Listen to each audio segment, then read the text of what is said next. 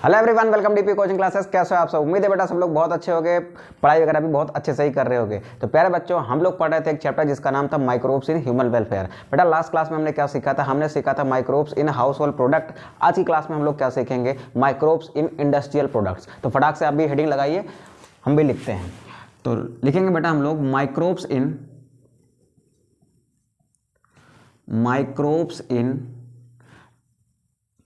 Industrial product. Microbes in industrial products. देखिए बच्चों, ध्यान से सुनिए।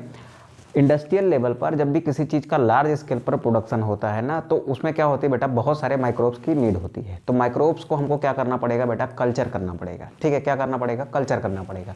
तो हम लोग क्या सीख रहे हैं बेटा? हम लोग सीखेंगे कि कैसे माइक्रोब्स हेल्पफुल होते हैं इंडस्ट्रियल प्रोडक्ट्स बनाने में। ठीक है, तो सबसे पहले क्या सीखते हैं बेटा? सबसे पहले सीखते हैं हम लोग कि माइक्रोब्स कौन कौन से इंडस्ट्रियल प्रोडक्ट्स हमको देते हैं। ठीक है, तो क्या लिखते हैं बेटा? सबसे पहली लाइन यहाँ पर लिखते हैं कि माइक्रोब्स are very helpful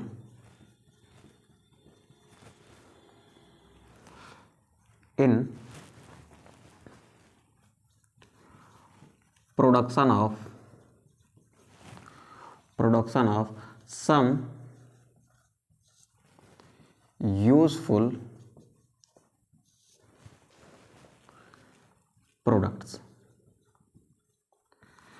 कुछ यूज़फुल प्रोडक्ट्स के प्रोडक्शन के लिए माइक्रोब्स क्या होते हैं बेटा? बहुत ज़रूरी होते हैं। तो वो यूज़फुल प्रोडक्ट्स क्या हैं? इंडस्ट्रियल प्रोडक्ट्स में हम लोग को क्या क्या पढ़ना है बेटा? तो हम लोग क्या पढ़ेंगे बेटा? यहाँ पर देखो, हम लोग क्या क्या पढ़ेंगे? इंडस्ट्रियल प्रोडक्ट्स में हम लोग क्या क्या पढ़ेंगे? इंडस्ट्रियल प्रोडक्ट्स हम लोग लिखते हैं कहाँ पर बेटा? बीच में। ये लिखा हमने बीच में। ठीक है, अब हम लोग क्या देखेंगे बेटा? हम लोग देखेंगे इसमें तीन प्रोडक्ट्स। एक तो देखेंगे बेटा फर्मेंटेड बीवरेजेस को। ठीक है, सेकंड क्या देखेंगे हम लोग? सेकंड देखेंगे इसमें बेटा एंटीबायोटिक्स को। ठीक है, और थर्ड इसमें क्या देखने वाले हैं हम लोग बेटा? थर्ड देखने वाले हैं कुछ chemicals, enzymes and bioactive molecules को। ठीक है, कोशिश करेंगे कि ये तीनों आज की क्लास में बेटा कवर हो जाए। नहीं कवर हो पाया तो ये दोनों तो कवर ही कर लेंगे। ठीक है, तो चलते हैं हम लोग कहाँ पर बेटा? फर्मेंटेड बीवरेजेस में। ठीक है, तो फर्मेंटेड बीवरेजेस क्या होती हैं? Fermented beverages. ठीक, बीवरेजेस क्या है बेटा? ऐसे पदार्थ जो पिए जाते हैं यानी ड्रिंक किए जाते हैं, उनको हम क्या कहते हैं बेटा? बीवरेजेस कहते हैं। अब ध्यान सुनिएगा, फर्मेंटेड का क्या है बेटा? फर्मेंटेड का मतलब ऐसे बीवरेजेस जो किसके थ्रू बनाए जाएं? जो बनाए जाएं बेटा फर्मेंटेशन के थ्रू। फर्मेंटेशन को हिंदी में किण्वन कहा जाता है। तो ऐसे बीवरेजेस जो फर्मेंटेशन प्रोसेस के थ्रू बनाए जाते हैं, उनको हम क्या कहते हैं बेटा? फर्मेंटेड बीवरेजेस कहते हैं। तो क्या लिखेंगे बेटा? फर्मेंटेड बीवरेजेस क्या होते हैं? Those beverages which are formed by process of fermentation are called fermented beverages। उनको आप क्या कहते हैं बेटा? उनको आप कहते हैं फर्मेंटेड बीवरेजेस। अब फर्मेंटेड बीवरेजेस में हम लोग एक्चुअल में क्या पढ़ते हैं बेटा?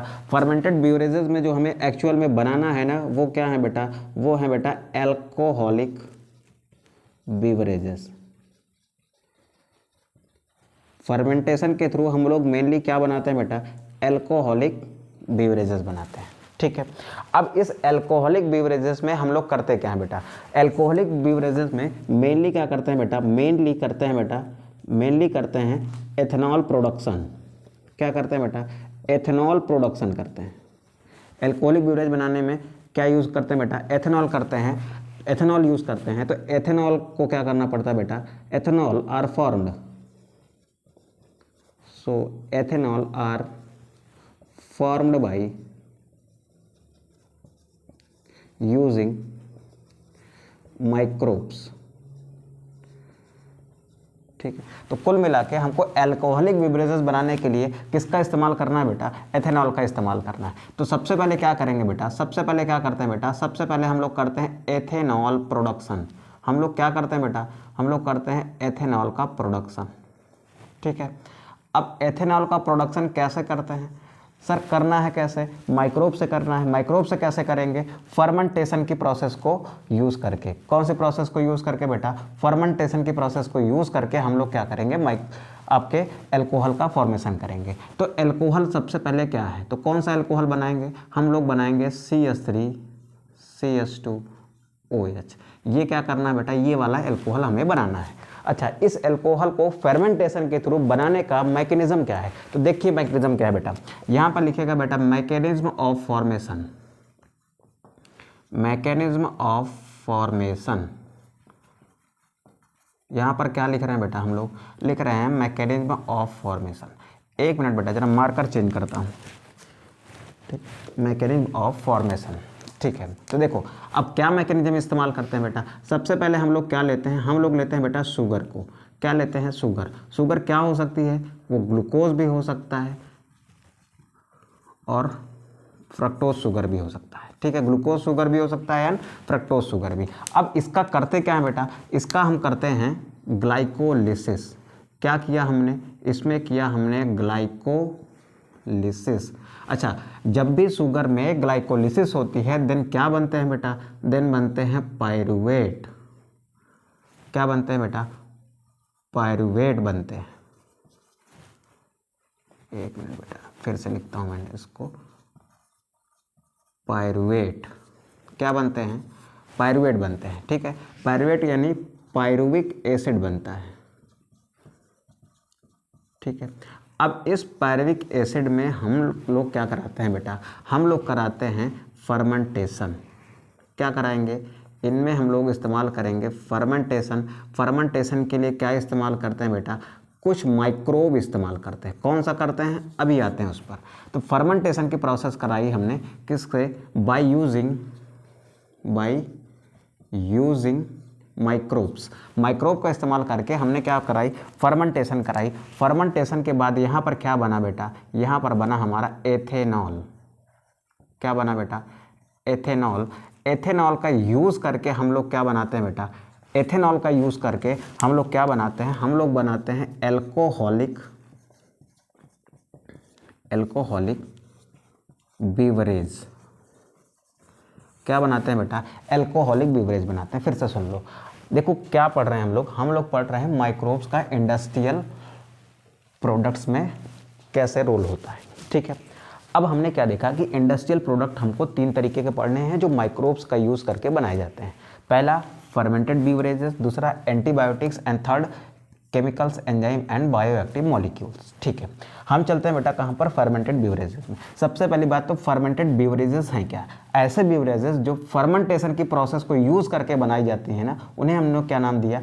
Fermented beverage. अब फर्मेंटेटेड आपकी बीवरेजेस जो होती हैं मेनली क्या होती हैं बेटा? एल्कोहलिक बीवरेजेस होती हैं, जिनमें क्या होता है बेटा? मेनली एथेनॉल होता है। और ये एथेनॉल जो है ना बेटा, ये माइक्रोब्स को यूज़ करके बनाया जाता है। ठीक है, तो अब एथेनॉल का हमें क्या करना है? प्रोडक्शन करना है। कैसे करेंगे बेटा? उसका एक मैकेनिज्म है। क्या मैकेनिज्म है? कि हमारे पास शुगर होती है जिसमें ग्लाइकोलिसिस द्वारा क्या बनता है? पायरुवेट बनता है। अब ये पायरुवेट क्या करेगा बेटा? ये पायरुवेट क्या करेगा? ये पायरुवेट में फर्मेंटेशन हम लोग कराएंगे। हम लोग क्या कराएंगे? फर्मेंटेशन किसका यूज़ करके? माइक्रोब का यूज़ करके हमने क्या कराया? फर्मेंटेशन, जिससे क्या बना? एथेनॉल बना। और इसी एथेनॉल का यूज़ करके हम लोग क्या बना रहे हैं बेटा? एल्कोहलिक बीवरेजेस बना रहे हैं। अब एल्कोहलिक बीवरेजेस भी कई टाइप की होती हैं। ये जो आपकी एल्कोहलिक बीवरेजेस हैं, इसके एग्जाम्पल्स देखिए आप। इसके एग्जाम्पल्स क्या क्या हैं? इसके एग्जाम्पल हैं आपके पास बियर है, आपके पास वाइन है, आपके पास बेटा ब्रांडी होती है, आपके पास रम है। ठीक है, आपके पास बेटा विस्की होती है। ठीक है, तो ये सब क्या है बेटा? ये सब एग्जाम्पल्स हैं किसके? एल्कोहलिक बीवरेजेस के। अब ध्यान से सुनेंगे मेरी बात को, मैकेनिज्म तो मेरे पास एक ही है। एथेनॉल बनाने का मैकेनिज्म यही है कि हमने यहाँ पर क्या यूज़ किया, माइक्रोब यूज़ किया। अब सवाल यह है विच माइक्रोब इज़ यूज्ड, तो यहाँ पर जो माइक्रोब यूज़ होता है उसका नाम क्या है बेटा, उसका नाम है सैक्रोमाइसिटीज।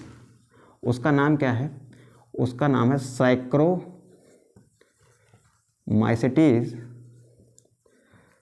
सेरिवेसी। ठीक है, क्या नाम है बेटा उसका, उसका नाम है सैक्रोमाइसिटीज सेरिवेसी। ये वो माइक्रोब है जो क्या कराता है बेटा, ये वो माइक्रोब है जो इसमें फर्मेंटेशन कराता है और क्या बनवाता है, एथेनॉल बनवाता है। अच्छा, जब पायरुवेट से एथेनॉल बन रहा होता है ना, तो इस प्रोसेस में क्या निकलती है बेटा, CO2 इज रिलीज्ड। CO2 क्या होती है, CO2 क्या होती है बेटा, रिलीज होती है।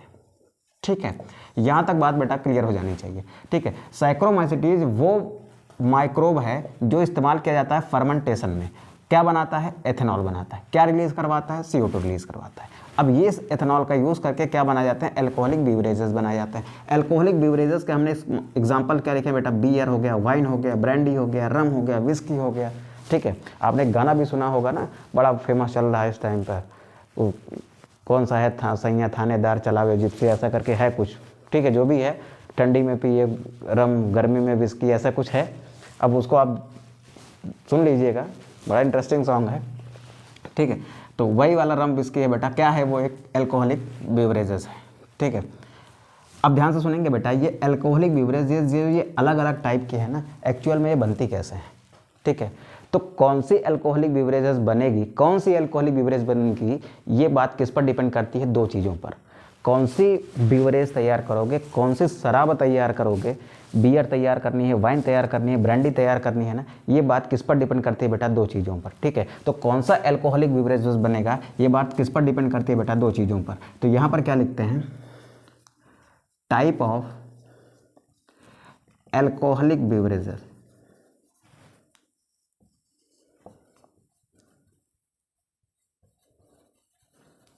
Is depend on,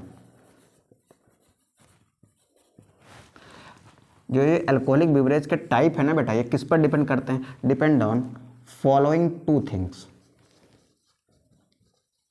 following two things. किस पर डिपेंड करते हैं बेटा, निम्न दो चीज़ों पर। अब वो दो चीज़ें क्या हैं, दो चीज़ें क्या हैं बेटा, पहला तो है raw material,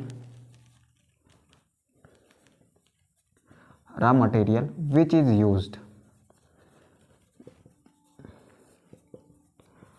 which is used for ethanol production।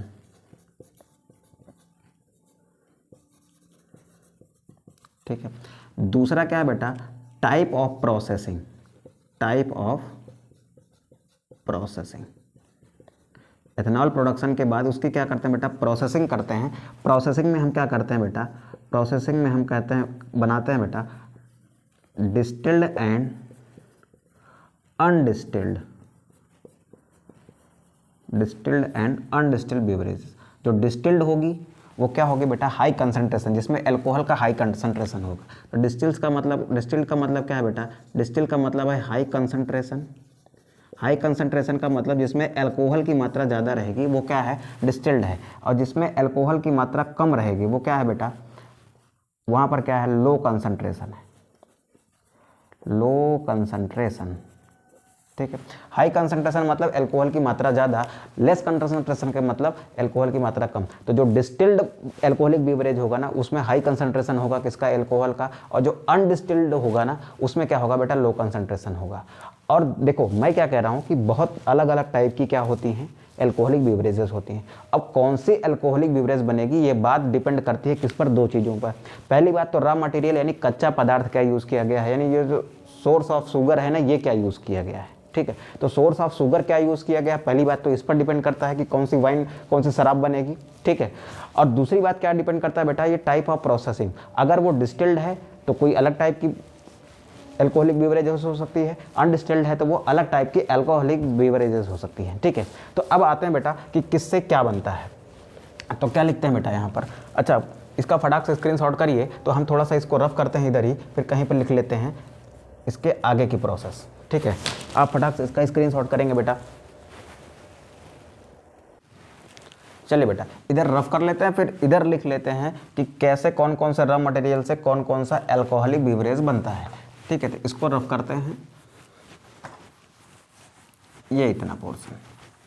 ठीक, अब आइए देखते हैं हमने क्या कहा कि अलग अलग रॉ मटेरियल से अलग अलग क्या बन सकती है, एल्कोहलिक बीवरेजेस बन सकती हैं। ठीक है, ध्यान से देखिए इधर हमने क्या कहा कि हम अलग अलग अगर रॉ मटेरियल यूज़ करें तो एल्कोहलिक बीवरेज भी क्या होगी बेटा, अलग अलग टाइप की बन सकती है। ठीक है, हमारे पास जो रॉ मटेरियल है ना, अगर वो हम यूज़ करते हैं कोई ग्रेन यानी अनाज का कोई टाइप यूज़ करते हैं या कोई ग्रेन यूज़ करते हैं या फिर बार्ले यूज़ करते हैं, बार्ले यूज़ करते हैं, तो क्या बनती है बेटा, तो बनती है बेटा बियर। क्या बनती है बेटा, तब बनती है बियर। ठीक है, अब ध्यान से सुनिएगा, अगर हम ग्रेन और बार्ले यूज़ कर रहे हैं तो क्या बन रही है, तब बन रही है बियर। अच्छा, उसके बाद अगर हम यूज़ करते हैं बेटा ग्रेप्स को, किसको यूज़ करते हैं, ग्रेप्स को यूज़ करते हैं as a source of sugar, then क्या बनती है बेटा, देन बनती है वाइन। क्या बनेगी, देन बनती है वाइन। अच्छा, ये बियर बना ली हमने और ये वाइन बना ली। सर अब ये बताइए कि ये जो बियर एंड वाइन है क्या ये डिस्टिल्ड है या अनडिस्टिल्ड है, तो बेटा ये क्या होती है, ये अनडिस्टिल्ड है। ये क्या है, ये अनडिस्टिल्ड है, यानी इनमें क्या होता है, लो कंसंट्रेशन ऑफ एल्कोहल होता है। ये भी क्या है, अनडिस्टिल्ड। अब ये भी क्या है बेटा, अनडिस्टिल्ड है। हमने क्या किया, अब हमने क्या किया, इस बियर में कर दिया डिस्टिलेशन। बियर में हम लोग क्या कर रहे हैं बेटा, बियर में हम लोग करा रहे हैं डिस्टिलेशन। इस बियर में क्या करा रहे हैं, बियर में हमने कराया डिस्टिलेशन। ठीक है, इसका डिस्टिलेशन करा दिया। डिस्टिलेशन का मतलब इसमें जो लो कंसंट्रेशन था उसको हम किस में चेंज कर रहे हैं, अब हाई कंसंट्रेशन में। इसका करा रहे हैं बेटा डिस्टिलेशन। तो क्या बनेगा बेटा, यहाँ पर एक और अलग टाइप का एल्कोहलिक बीवरेज बनेगा। क्या बनेगा बेटा, यहाँ पर बनती है अब विस्की। क्या बनेगी, यहाँ पर बनेगी बेटा अब विस्की। क्या बन रही है बेटा, यहाँ पर बन रही है विस्की। अच्छा, अब इस वाइन का भी हम क्या करा रहे हैं बेटा, वाइन का भी हम सेम करा रहे हैं डिस्टिलेशन। क्या करा रहे हैं भैया, इसका भी करा रहे हैं हम लोग डिस्टिलेशन, यानी इसमें भी क्या कर रहे हैं, एल्कोहल का कंसंट्रेशन बढ़ा रहे हैं। इसका भी कराया हमने डिस्टिलेशन, तो क्या बनेगा बेटा, वाइन का जब हम डिस्टिलेशन कराते हैं तब क्या बनती है बेटा, तब बनती है बेटा ब्रांडी। क्या बन रही है, ब्रांडी। अब आपसे कोई पूछे कि विस्की क्या है, डिस्टिल्ड है कि अनडिस्टिल्ड है, तो आपका जवाब होना चाहिए ये कैसी है बेटा, ये क्या है, डिस्टिल्ड है। ब्रांडी कैसी है, डिस्टिल्ड है कि अनडिस्टिल्ड है, तो डिस्टिलेशन से बन रही है, इस वजह से क्या है, ये डिस्टिल्ड है। इसका मतलब इसमें क्या है, हाई कंसंट्रेशन है किसका, एल्कोहल का। फिर एक इसमें बच रही है बेटा रम। रम जो होती है ना वो कैसे बनाई जाती है, रम में जो शुगर इस्तेमाल होती है ना, जो शुगर के लिए रॉ मटेरियल इस्तेमाल होता है वो शुगर केन इस्तेमाल होती है। तो यहाँ पर क्या लिखते हैं बेटा, यहाँ पर क्या लिखते हैं, एक पॉइंट में रम is used as rum is formed, rum is formed by using sugar cane। ठीक है, रम कैसे फॉर्म की जाती है बेटा, शुगर केन का इस्तेमाल करके फॉर्म की जाती है। अच्छा, इन सब में जो सबसे हेल्पफुल माइक्रोब है वो कौन सा है, वो है बेटा साइक्रोमाइसिटीज सेरिवेसी। इसको हम लोग क्या कहते हैं बेटा, इसको हम लोग ब्रीवर ईस्ट भी कहते हैं। क्या कहते हैं बेटा, Brewer east, also called brewers east. ठीक, यही यूज़ होता था किसमें, क्या बनाने में बेटा, फूड प्रोडक्ट, ब्रेड वगैरह बनाने में यही वाला यूज़ होता था। ठीक है, तो अब ये हो गया हमारा टॉपिक पूरा, कौन सा, एल्कोहलिक बीवरेजेस का। तो एल्कोहलिक बीवरेजेस के संबंध में जितनी बातें हमको सीखनी थी हमने सीख लिया। हमने क्या कहा कि जो फर्मेंटेड बीवरेजेस होती हैं वो मेनली क्या होती हैं, एल्कोहलिक बीवरेजेस होती हैं, जैसे beer, wine, brandy, rum and whisky. Mainly ये क्या होते हैं बेटा, इनमें मेनली एथेनॉल होता है। एथेनॉल कैसे बनाया जाता है, वो माइक्रोब का यूज़ करके बनाया जाता है। एथेनॉल का प्रोडक्शन कैसे करेंगे बेटा, मैकेनिज्म ऑफ फॉर्मेशन क्या है एथेनॉल का, तो हमारे पास शुगर होती है जिसके ग्लाइकोलिसिस से पायरुवेट बनता है, जिसमें हम क्या कराते हैं बेटा, फर्मेंटेशन कराते हैं, किसका इस्तेमाल करके, माइक्रोब का। कौन सा माइक्रोब का, सैक्रोमाइसिटिस सेरिवेसी का। तो क्या बनता है, एथेनॉल बनता है। एथेनॉल को यूज़ करके हम क्या बनाते हैं, एल्कोहलिक बेवरेजेस बनाते हैं। अब इन सब में कौन से टाइप की एल्कोहलिक बेवरेजेस बनेंगी, ये बात किस पर डिपेंड करती है, ये बात दो चीज़ों पर डिपेंड करती है। कौन कौन सी दो चीज़ें हैं, एक तो रॉ मटेरियल है और एक टाइप ऑफ प्रोसेसिंग है। रॉ मटेरियल इस शुगर के लिए कौन सा यूज़ कर रहे हैं, यानी as a source of sugar हम लोग रॉ मटेरियल के रूप में क्या इस्तेमाल कर रहे हैं, उस पर डिपेंड करता है कि इनमें से कौन सी एल्कोहलिक बेवरेजेस बनेगी, या फिर टाइप ऑफ प्रोसेसिंग पर कि डिस्टिल्ड है कि अनडिस्टिल्ड। डिस्टिल्ड वो है जिसमें हाई कंसंट्रेशन ऑफ एल्कोहल होता है, अनडिस्टिल्ड वो है जिसमें लो कंसंट्रेशन ऑफ क्या होता है, एल्कोहल होता है। ठीक है, अब चलते हैं हम लोग आगे। फिर हमने देखा कि रॉ मटेरियल अगर हम लोग ग्रेन या बार्ले यूज़ करते हैं तो क्या बनती है, बियर बनती है, जो क्या है, एक अनडिस्टिल्ड शुगर है। फिर हमने देखा कि जो ग्रेप यूज़ करते हैं ना, वो उससे क्या बनती है बेटा, वाइन बनती है, और वो कैसी है, अनडिस्टिल्ड है। इसका डिस्टिलेशन करने पर विस्की मिलती है, वाइन का डिस्टिलेशन करने पर ब्रांडी मिलती है। अब ये क्या है बेटा, ये आपकी डिस्टिल्ड है, ये भी क्या है आपकी, ये भी आपकी डिस्टिल्ड है। ठीक है, अब फिर हमने क्या कहा कि जो रम है ना, वो बनाई जाती है किसका इस्तेमाल करके, शुगर केन का। शुगर केन से अगर शुगर निकाली जा रही है तो उससे जो अल्कोहल बनेगा ना, उससे बनने वाली अल्कोहलिक बेवरेजेस कौन सी होगी, रम होगी। तो ये बात हो गई बेटा किसकी, ये बात हो गई हमारे अल्कोहलिक बेवरेजेस की। अब फटाक से इसका स्क्रीनशॉट करेंगे, देन हम लोग आगे चलेंगे, हम लोग पढ़ेंगे फिर एंटीबायोटिक्स को। ठीक है, करिए फटाक से स्क्रीनशॉट। चलो बेटा इसको रफ करते हैं, अब आगे बढ़ते हैं फिर। हाँ,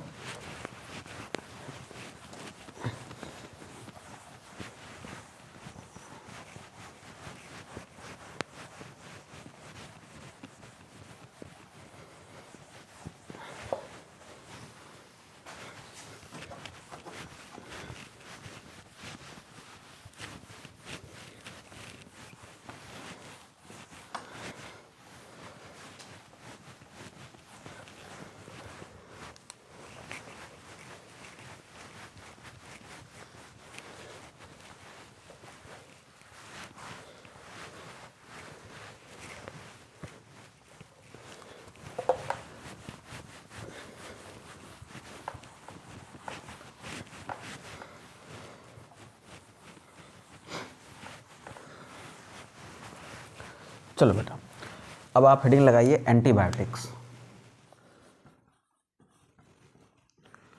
एंटीबायोटिक, ठीक। एंटीबायोटिक भी क्या है, एक तरीके का इंडस्ट्रियल प्रोडक्ट है जो किससे प्राप्त होता है बेटा, माइक्रोब से ही प्राप्त होता है। अब कैसे क्या है एंटीबायोटिक, आइए देखते हैं। देखिए एंटीबायोटिक क्या है बेटा, ये बना हुआ है ग्रीक वर्ड। ये किससे बना हुआ है बेटा, ये बना हुआ है ग्रीक वर्ड एंटी से, जिसका मतलब क्या होता है बेटा, अगेंस्ट होता है। ठीक है, इसमें क्या है, एक वर्ड एंटी है जिसका मतलब क्या है, अगेंस्ट है। दूसरा वर्ड क्या है बेटा, another word is biotic. Biotic, biotic का मतलब क्या है बेटा, बायोटिक का मतलब होता है लाइफ, यानी ऐसी कोई चीज़ जो लाइफ के अगेंस्ट हो। ठीक है, अब यहाँ पर कौन सी लाइफ के अगेंस्ट है, तो ये है बेटा बैक्टीरिया के अगेंस्ट। तो यहाँ पर लाइफ का मतलब किससे है, यहाँ पर मतलब है बैक्टीरिया से। यानी ये क्या है बेटा, ये ऐसा कुछ है जो अगेंस्ट है किससे, जो अगेंस्ट है किसके, बैक्टीरिया के। ठीक है, बैक्टीरिया लाइफ के अगेंस्ट है, उसको हम क्या कह रहे हैं, एंटीबायोटिक। अब एंटीबायोटिक क्या है बेटा, देखो ये एंटीबायोटिक क्या है, कुछ ऐसे केमिकल्स होते हैं जो कुछ माइक्रोब से प्राप्त किए जाते हैं, और ये केमिकल्स क्या करते हैं, ये केमिकल्स या तो पैथोजन को मार देते हैं या फिर उनकी ग्रोथ को रिटार्ड कर देते हैं, यानी रोक देते हैं। ठीक है, तो क्या है बेटा, ये एक तरीके के केमिकल्स हैं। एंटीबायोटिक्स क्या हैं, ये एक तरीके के केमिकल हैं जो कहाँ से प्राप्त किए जाते हैं, माइक्रोब से प्राप्त किए जाते हैं। और करते क्या हैं, ये करते क्या है, ये या तो माइक्रोब को किल कर देंगे, या तो फिर उसको क्या करेंगे बेटा, जो डिजीज़ कॉजिंग माइक्रोब्स होते हैं उनको किल कर देंगे, या फिर क्या करेंगे, उनकी ग्रोथ को रिटार्ड कर देंगे। तो क्या है ये, तो हम इसको डिफाइन कैसे करेंगे बेटा, हम लिखते हैं these are chemicals which are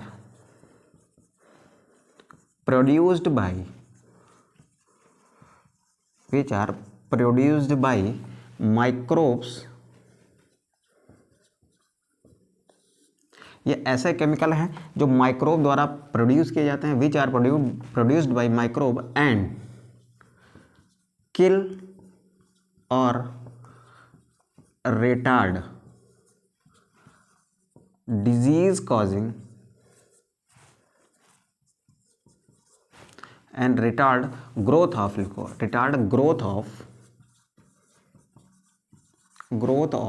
disease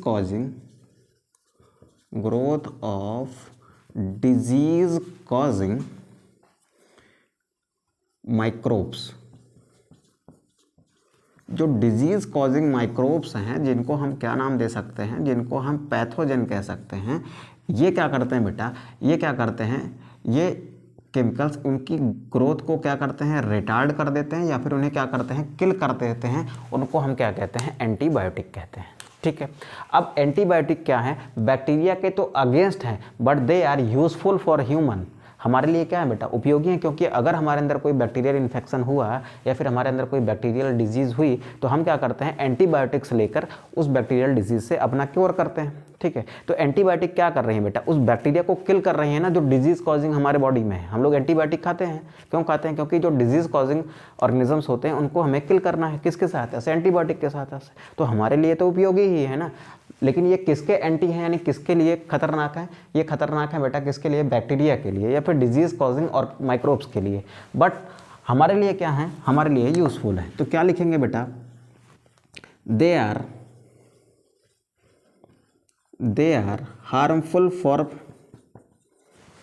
harmful for bacteria but useful for human as they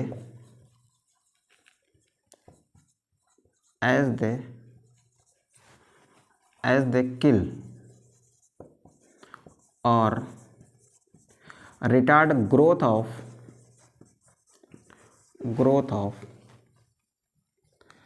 microorganism जैसे बैक्टीरिया। ठीक है, अब चलते हैं बेटा हम लोग कहाँ पर, कि एंटीबायोटिक की डिस्कवरी कैसे हुई, एंटीबायोटिक कैसे खोजा गया। तो अब हम लोग हेडिंग डालते हैं बेटा, discovery of antibiotic.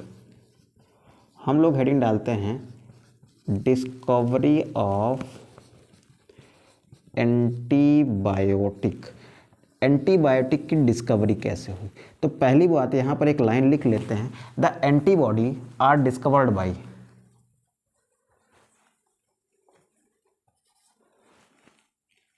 Sorry antibody लिख रहा हूँ यार, ये एंटीबायोटिक्स लिखो, डिस्कवरी ऑफ एंटीबायोटिक।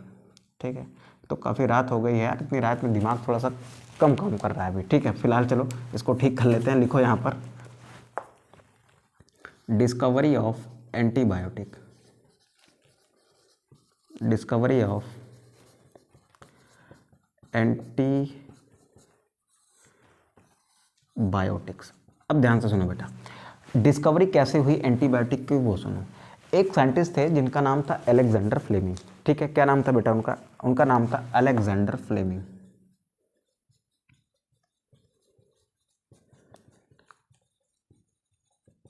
क्या नाम था उनका, Alexander Fleming.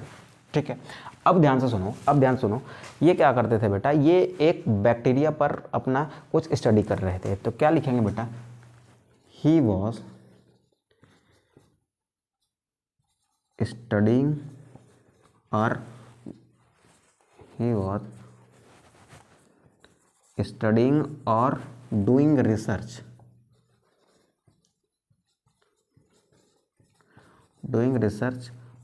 on a bacteria named Staphylococcus। Staphylococcus bacteria पर क्या कर रहे थे बेटा, स्टेफाइलोकोकस बैक्टीरिया पर क्या कर रहे थे, ये एक स्टडी कर रहे थे या फिर काम कर रहे थे। ठीक है, अब ये क्या करते थे बेटा, ये लैब में काम कर रहे थे ना, तो इनके पास क्या थी, लैब में एक पेट्री डिश थी। पेट्री डिश मतलब एक छोटी सी प्लेट टाइप की स्ट्रक्चर होती है, उसमें इन्होंने क्या किया था, कुछ कल्चर मीडियम तैयार किया जिसमें उन्होंने बैक्टीरिया की कॉलोनी को ग्रो कर रखा था। ठीक है, अब हुआ क्या कि मान लो ये सुबह से शाम तक काम करते रहे, काम करते करते थक गए, और ये उस प्लेट को जिसमें इन्होंने कल्चर मीडियम रखा था ना, उसमें बहुत सारे क्या थे बेटा, बैक्टीरिया थे। एक कहानी है छोटी सी, उसको सुन लो, उसके बाद फिर हम लोग इस पूरी प्रोसेस को एक डायग्राम के थ्रू समझ लेंगे। देखो हुआ क्या कि ये एक लैब में काम कर रहे थे, एक पेट्री डिश थी इनके पास, उसमें क्या था, इन्होंने कल्चर मीडियम रखा था। उस कल्चर मीडियम में बहुत सारे इन्होंने क्या ग्रो कराए थे, स्टेफाइलोकोकस बैक्टीरिया ग्रो कराए थे। ठीक है, अब हुआ क्या, सुबह से शाम तक काम करते करते ना ये एकदम थक गए। अब थकने के बाद क्या हुआ, थकने के बाद इनको लगा कि यार छोड़ो, अब बंद करते हैं, अब अगले दिन काम करेंगे। ठीक है, अब लैब इन्होंने क्या किया, बंद किया। उस पेट्री डिश को जिसमें इन्होंने काम किया था ना, जिस पेट्री डिश में ये लोग इन्होंने कल्चर किया था, उस पेट्री डिश को वॉश करना भूल गए। ठीक है, देखो एक्चुअली क्या होता है कि जब आप लैब में काम करते हो ना, आप कभी साइंटिस्ट वगैरह बनोगे या फिर किसी रिसर्च में जाओगे ना, तो जब भी आप किसी लैब वगैरह में काम करोगे ना, तो जो आपको इक्विपमेंट दिए जाते हैं ना, उसकी जिम्मेदारी भी किसकी होती है, फिर वो आपकी होती है। उसका रख रखाव करना, उसको वॉश करना, उसको प्रॉपर तरीके से क्लीन करके रखना। ठीक है, उसकी जो वहाँ की जो हाइजीन होती है वो आपको मेंटेन करनी होती है। तो ऐसा इनके साथ भी था, ये जिन इंस्ट्रूमेंट्स का इस्तेमाल करते थे, जिन इक्विपमेंट्स का इस्तेमाल करते थे, भाई उनकी तो केयर करनी पड़ेगी ना। लेकिन उस दिन हुआ क्या कि ये जैसे जो कुछ किए थे उसको वैसे ही छोड़कर ये घर चले गए। ठीक है, लैब में छोड़कर चले गए। अब अगले दिन था मान लो संडे। ठीक है, मान लो अगले दिन क्या था, अगले दिन था संडे। अब संडे हो गया तो उस दिन भी नहीं आए। अब वो आए एक आधे दिन बाद में। अब जब वो एक आधे दिन बाद आए तो इन्होंने जो जैसे छोड़ रखा था ना, तो वहाँ आने के बाद उनको कुछ बड़ी अजीब सी चीज़ें दिखी। अजीब सी चीज़ क्या दिखी कि जिस पेट्री डिश में उन्होंने क्या कर रखा था, बैक्टीरिया की कॉलोनी ग्रो करा रहे थे वो ना, उसमें एक उनके पास एक माउल्ड छोड़ रखा था उन्होंने। माउल्ड का मतलब एक फंजाई छोड़ रखा था। तो बैक्टीरिया की ग्रोथ तो बहुत तेज होती है। अब 2 दिन तक उसमें कुछ नहीं किया गया तो बैक्टीरिया को कल्चर मीडियम में क्या मिलते हैं, न्यूट्रिएंट्स मिलते हैं, खाने पीने के पदार्थ मिलते हैं, तो उनकी ग्रोथ तो बहुत ज़्यादा होनी चाहिए। तो हुआ भी ऐसा कि बैक्टीरिया की ग्रोथ बहुत ज़्यादा हो गई उस कल्चर मीडियम में। लेकिन एक खास बात देखने को मिली। खास बात देखने को क्या मिली, जहाँ पर वो माउल्ड था ना, यानी जहाँ पर वो फंजाई था ना, उसके आसपास के एरिया में बैक्टीरिया की ग्रोथ नहीं हुई। बाकी उससे दूर कहीं पर बैक्टीरिया की ग्रोथ बहुत ज़्यादा हो गई। तो उनको लगा कि यार सब जगह तो बैक्टीरिया की ग्रोथ हुई, ये तो ठीक था, बट ऐसा क्या हुआ इस फंजाई के चारों तरफ कि बैक्टीरिया की एक भी बैक्टीरिया मुझे नहीं दिख रहा है, यानी बैक्टीरिया की ग्रोथ हुई ही नहीं। ठीक है, तो बैक्टीरिया की ग्रोथ क्यों नहीं हुई इस फंजाई के बाहर, ये सोचने वाली बात थी। तो फिर बाद में इन्होंने रिसर्च किया तो इनको पता लगा कि इस फंजाई से कुछ ऐसे केमिकल निकल रहे हैं ना, जो क्या कर रहे हैं बेटा, बैक्टीरिया की ग्रोथ को रोक रहे हैं या फिर बैक्टीरिया को किल ही कर दे रहे हैं। ठीक है, उन केमिकल्स को क्या कहा, एंटीबायोटिक कहा। तो अब ये एंटीबायोटिक की जो डिस्कवरी हुई ना, ये कैसी इवेंट है, क्या इन्होंने ये सोचा था कि हम एंटीबायोटिक खोजने जा रहे हैं, नहीं सोचा था ना, ये तो छोड़ छाड़ के घर चले गए थे। लेकिन अचानक से क्या हुआ, ये एक चांस इवेंट था कि कर कुछ और रहे थे, हो कुछ और गया। ठीक है, स्टडी कर रहे थे किस पर, स्टेफाइलोकोकस पर। डिस्कवरी किसकी हो गई, डिस्कवरी हो गई एंटीबायोटिक्स की। ठीक है, तो हम क्या लिखते हैं बेटा कि ये जो एंटीबायोटिक की डिस्कवरी थी ना सर अलेक्जेंडर फ्लेमिंग द्वारा, ये क्या थी बेटा, एक चांस इवेंट थी। तो क्या लिखते हैं बेटा, यहाँ पर लिखते हैं कि discovery of antibiotic is a chance event. क्या है बेटा, एक तरीके का ये चांस इवेंट है। अब एक्चुअल में देखो क्या हुआ था, मार्कर ले लेता हूँ और मैं समझाता हूँ आपको एक्चुअल में वहाँ पर हुआ क्या था। देखो हुआ क्या था बेटा, इनके पास क्या थे, इनके पास थी, ये पहुँचे थे कहाँ पर, ये पहुँचे थे अपनी एक लैब में। कहाँ पर थे ये सर, ये लैब में थे। लैब में क्या कर रहे थे बेटा, लैब में कुछ काम कर रहे थे कुछ बैक्टीरिया पर जिनका नाम था स्टेफाइलोकोकस। ठीक, ये क्या है, ये सपोज कर लीजिए बेटा क्या है, एक पेट्री डिश है। क्या है बेटा, ये एक पेट्री डिश है। क्या है, ये एक पेट्री डिश है। ठीक है, पेट्री डिश में क्या भरा हुआ है बेटा, पेट्री डिश में बहुत सारा न्यूट्रिएंट्स मटेरियल भरा हुआ है। यहाँ पर क्या भरा हुआ है, यहाँ पर भरा हुआ है न्यूट्रिएंट। ठीक है, न्यूट्रिएंट। ठीक है, यानी ये क्या है बेटा, एक तरीके का कल्चर मीडियम है। इस कल्चर मीडियम में क्या है, बहुत सारे न्यूट्रिएंट्स हैं। अब इस कल्चर मीडियम में कौन सा बैक्टीरिया ग्रो किया है, ये रेड कलर के जो छोटे बैक्टीरिया बना रहे हैं, ये क्या है बेटा, ये आपके स्टेफाइलोकोकस हैं। क्या है ये हैं स्टेफाइलोकोकस। कौन सा बैक्टीरिया है ये हैं स्टेफाइलोकोकस। ठीक है। अब इसमें क्या था बेटा, इसमें एक बगल में इन्होंने एक माउल्ड छोड़ दिया था। क्या था इसमें, एक माउल्ड था। माउल्ड क्या होता है सर, एक फंजाई होता है। एक मिनट, हाँ ठीक है, ग्रीन कलर से बनाते हैं ताकि अलग आपको दिखता रहे। ये क्या था बेटा, ये एक माउल्ड था, यानी क्या था, एक फंजाई था। ठीक है। अब ये काम कर रहे थे और इसको अनवास्ड ये छोड़कर चले गए लैब में। ठीक है। तो इसको क्या किए बेटा, इसको ऐसे ही छोड़कर चले गए लैब में। तो 1-2 दिन तक ये लैब में ऐसे ही पड़ा रहा। तो लेफ्ट फॉर 1 और 2 डेज। ठीक है। कैसे पड़ा रहा ये, 1 या 2 दिन ऐसे पड़ा रहा। अब 1 या 2 दिन बाद फिर क्या हुआ, 1 या 2 दिन बाद क्या देखने को मिला बेटा, आइए देखते हैं। ठीक है। इन्होंने क्या देखा, 1-2 दिन बाद जब ये लौटे लैब में ना, तो बड़ी अजीब सी चीज़ दिखाई दी। इन्होंने क्या देखा कि बैक्टीरिया की कॉलोनी तो बहुत सारी हो गई है, ग्रो कर गई है। बैक्टीरिया की कॉलोनी क्या हुई है, ग्रो कर गई है, बैक्टीरिया बहुत सारे हो गए हैं। ठीक है। बट जहां पर ये आपका माउल्ड था, जहां पर क्या था बेटा, जहां पर ये माउल्ड था, ठीक, माउल्ड के आसपास बैक्टीरियल ग्रोथ नहीं हुई। माउल्ड के आसपास बैक्टीरियल ग्रोथ नहीं हुई। ठीक है। इसमें ऐसा कल्चर मीडियम है ये। ठीक है। तो इन्होंने क्या देखा, इन्होंने देखा कि माउल्ड के चारों तरफ बैक्टीरियल ग्रोथ नहीं हुई। ठीक है। तो what he observe after 1 or 2 days, 1 or 2 days, he observed that bacterial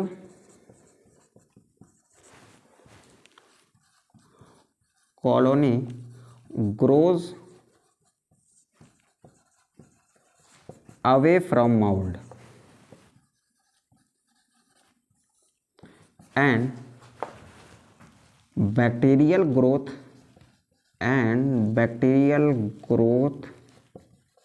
not occurs. Bacterial growth not occurs near around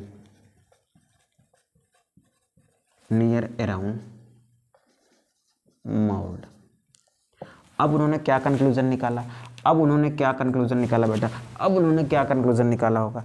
अब उन्होंने कंक्लूजन ये निकाला कि ऐसा क्या था कि यहाँ पर तो बैक्टीरिया की ग्रोथ हुई, बट इसके आसपास बैक्टीरियल ग्रोथ नहीं हुई। यहाँ पर तो बैक्टीरियल ग्रोथ हुई, लेकिन इसके आसपास बैक्टीरियल ग्रोथ नहीं हुई।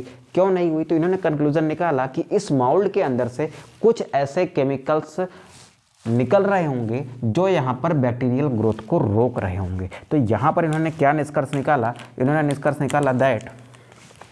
क्या निष्कर्ष निकाला, तो यहाँ पर लिखते हैं बेटा, he concluded that there is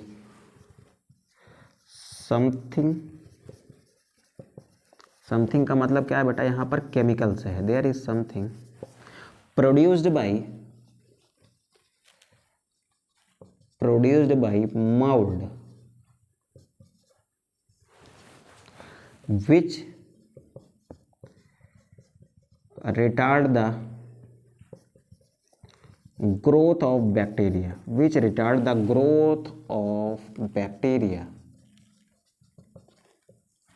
ठीक।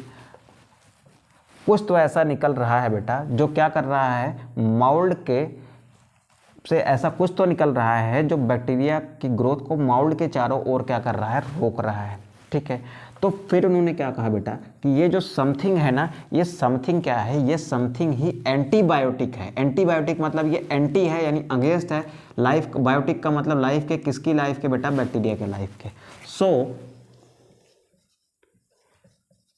He called it antibiotic. क्या कहा इनको, एंटीबायोटिक का। एंटी मतलब अगेंस्ट, बायोटिक मतलब बैक्टीरिया की लाइफ के अगेंस्ट। ठीक है। और क्या नाम दिया, and name this chemical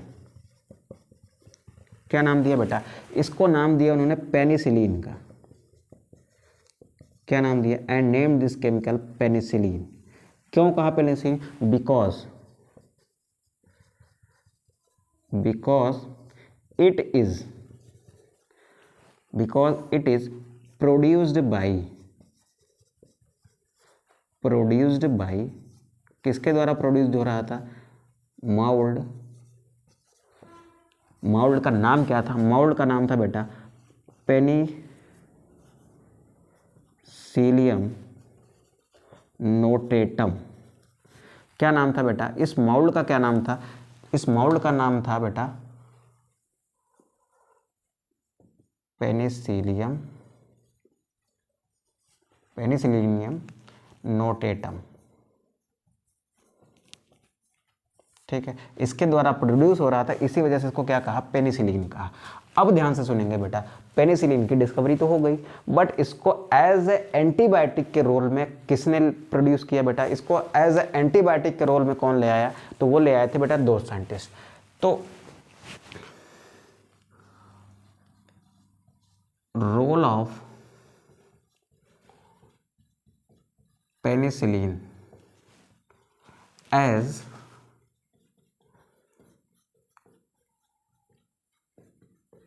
antibiotic is done by, penicillin को एंटीबायोटिक के रोल में कौन ले आया, तो वो रोल में ले आए थे बेटा दो लोग। ठीक है, क्या नाम था उनका, एक का नाम था बेटा Ernest Chain and Howard Florey. Ernest Chain और हावर्ड फ्लोरे ने क्या किया, इसको पेनिसिलिन को एक एंटीबायोटिक के रोल में दुनिया के सामने रखा। अब ध्यान से सुनेंगे बेटा, एंड दिस एंटीबायोटिक, अब ध्यान से सुनिएगा बेटा, ये एंटीबायोटिक अब आ गई दुनिया में बैक्टीरियल इन्फेक्शन को रोकने के लिए, बैक्टीरिया की ग्रोथ को रोकने के लिए। अब दुनिया के सामने क्या आ गई, एंटीबायोटिक आ गई। तो सबसे पहले बेटा इस एंटीबायोटिक का इस्तेमाल कब किया गया, इसका इस्तेमाल किया गया था बेटा वर्ल्ड वॉर सेकेंड में। वर्ल्ड वॉर सेकेंड में अमेरिकन जो सोल्जर्स थे उनके वाउंड का मतलब घाव, उनके घाव को ठीक करने के लिए, वहाँ पर बैक्टीरिया की ग्रोथ ना होने पाए, किसका इस्तेमाल किया गया, इस पेनिसिलिन का इस्तेमाल किया गया। ठीक है, तो हम क्या लिखते हैं बेटा, this antibiotic is used in world war second,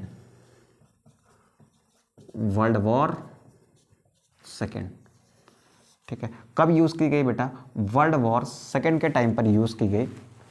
कब से कब तक चली थी, 1939 से 1945 तक। टू ट्रीट, किसको ट्रीट किया गया, to treat American soldiers,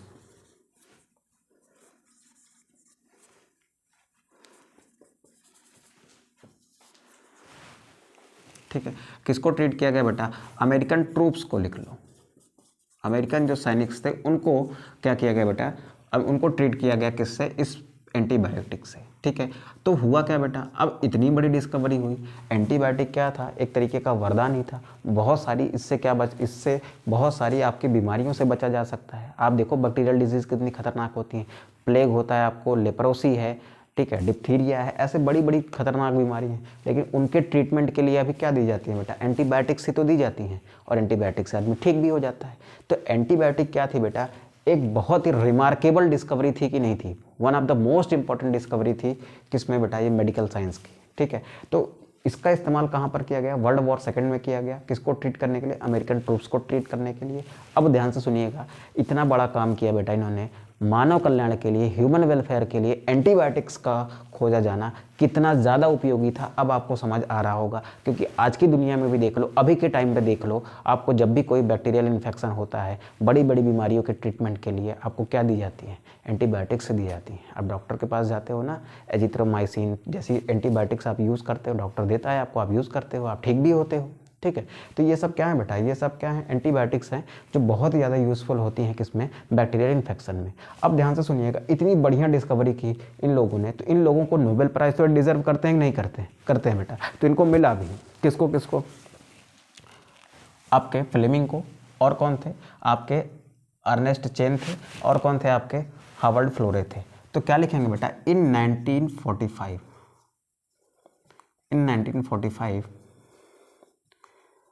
Fleming, Chain and Florey got Nobel prize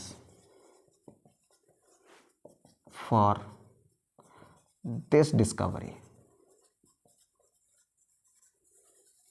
ठीक है, तो ये बात हो गई बेटा किसकी, ये पूरी बात हो गई किसकी बेटा, ये पूरी बात हो गई किसकी, ये पूरी बात हो गई एंटीबायोटिक की। ठीक है, अब एंटीबायोटिक से कौन कौन सी खतरनाक बीमारियों का कुछ ट्रीटमेंट किया जा सकता है उनको भी लिख लेते हैं। तो आप इसका स्क्रीनशॉट कर लीजिए, तो फटाक से कहीं पर कोने में मिटा कर उसको भी लिख लेंगे हम लोग कि कौन सी बीमारियां ऐसी हैं जो बहुत ज़्यादा डेंजरस थी, बैक्टीरियल डिजीज़ हैं, बहुत ज़्यादा डेंजरस थी, और उनका ट्रीटमेंट पॉसिबल हो पाया है किसकी वजह से, उनका ट्रीटमेंट पॉसिबल हो पाया है किसकी वजह से बेटा, एंटीबायोटिक की वजह से। तो आप फटाक से स्क्रीनशॉट करें, देन हम लोग आगे बढ़ते हैं। चलिए बेटा, यहाँ पर थोड़ा सा रफ कर लेते हैं, यहाँ पर रफ कर लेते हैं, फिर कुछ बीमारियों के नाम लिख लेते हैं। ठीक है,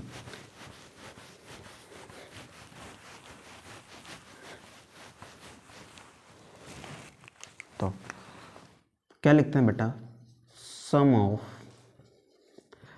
deadly diseases are cured by using antibiotics. Antibiotics का इस्तेमाल करके कुछ डेडली डिजीज़ की भी क्या कि हमने क्योर किया, यानी उनको हमने डेडली डिसीज से भी पेशेंट्स को बचाना चालू किया, किसके इस्तेमाल से बेटा, एंटीबायोटिक्स के। जैसे क्या था बेटा, फॉर एग्जांपल पहला ले लेते हैं बेटा प्लेग को। प्लेग एक महामारी की तरह फैला था, बट प्लेग को भी ट्रीट किया जाने लगा किससे, एंटीबायोटिक से। फिर हम आते हैं बेटा वूपिंग